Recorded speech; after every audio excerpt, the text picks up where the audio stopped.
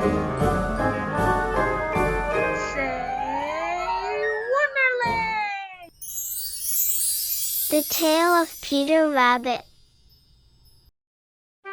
Once upon a time there were 4 little rabbits, and their names were Flopsy, Mopsy, Cottontail, and Peter. They lived with their mother in a sandbank underneath the root of a very big fir tree. "Now, my dears," said old Mrs. Rabbit one morning, "you may go into the fields or down the lane, but don't go into Mr. McGregor's garden. Your father had an accident there. He was put in a pie by Mrs. McGregor. Now run along, and don't get into mischief." "I am going out." Then old Mrs. Rabbit took a basket and her umbrella, and went through the wood to the baker's. She bought a loaf of brown bread and 5 currant buns. Flopsy, Mopsy, and Cottontail, who were good little bunnies, went down the lane to gather blackberries, but Peter, who was very naughty, ran straight away to Mr. McGregor's garden and squeezed under the gate. First he ate some lettuces and some French beans, and then he ate some radishes, and then, feeling rather sick, he went to look for some parsley. But round the end of a cucumber frame, whom should he meet but Mr. McGregor? Mr. McGregor was on his hands and knees planting out young cabbages, but he jumped up and ran after Peter, waving a rake and calling out, "Stop!" Peter was most dreadfully frightened. He rushed all over the garden, for he had forgotten the way back to the gate. He lost one of his shoes among the cabbages, and the other shoe amongst the potatoes. After losing them, he ran on 4 legs and went faster, so that I think he might have got away altogether if he had not unfortunately run into a gooseberry net, and got caught by the large buttons on his jacket. It was a blue jacket with brass buttons, quite new. Peter gave himself up for lost, and shed big tears, but his sobs were overheard by some friendly sparrows, who flew to him in great excitement, and implored him to exert himself.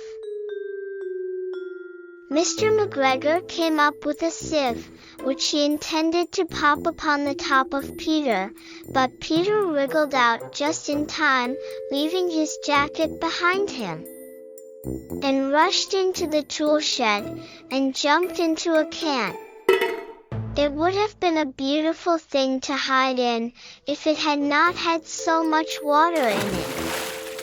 Mr. McGregor was quite sure that Peter was somewhere in the tool shed, perhaps hidden underneath a flower pot. He began to turn them over carefully, looking under each. Presently Peter sneezed. McGregor was after him in no time, and tried to put his foot upon Peter, who jumped out of a window, upsetting 3 plants. The window was too small for Mr. McGregor, and he was tired of running after Peter. He went back to his work. Peter sat down to rest. He was out of breath and trembling with fright, and he had not the least idea which way to go. Also he was very damp with sitting in that can. After a time he began to wander about, going lip-pity, not very fast, and looking all round. He found a door in a wall, but it was locked, and there was no room for a fat little rabbit to squeeze underneath. An old mouse was running in and out over the stone doorstep, carrying peas and beans to her family in the wood. Peter asked her the way to the gate, but she had such a large pea in her mouth that she could not answer. She only shook her head at him. Peter began to cry. Then he tried to find his way straight across the garden, but he became more and more puzzled. Presently, he came to a pond where Mr. McGregor filled his water cans.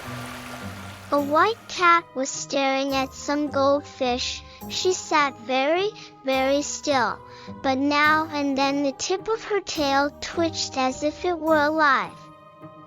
Peter thought it best to go away without speaking to her. He had heard about cats from his cousin, little Benjamin Bunny. He went back towards the tool shed, but suddenly, quite close to him, he heard the noise of a hoe. Scratch, scratch, scritch. Peter scuttered underneath the bushes. But presently, as nothing happened, he came out, and climbed upon a wheelbarrow and peeped over. The first thing he saw was Mr. McGregor hoeing onions.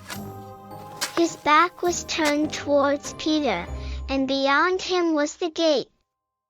Peter got down very quietly off the wheelbarrow, and started running as fast as he could go, along a straight walk behind some black currant bushes.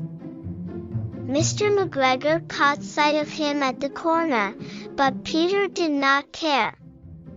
He slipped underneath the gate, and was safe at last in the wood outside the garden. Mr. McGregor hung up the little jacket and the shoes for a scarecrow to frighten the blackbirds. Peter never stopped running or looked behind him till he got home to the big fir tree. He was so tired that he flopped down upon the nice soft sand on the floor of the rabbit hole and shut his eyes. His mother was busy cooking. She wondered what he had done with his clothes. It was the second little jacket and pair of shoes that Peter had lost in a fortnight. I am sorry to say that Peter was not very well during the evening. His mother put him to bed, and made some chamomile tea, and she gave a dose of it to Peter. 1 tablespoonful to be taken at bedtime. But Flopsy, Mopsy, and Cottontail had bread and milk and blackberries for supper.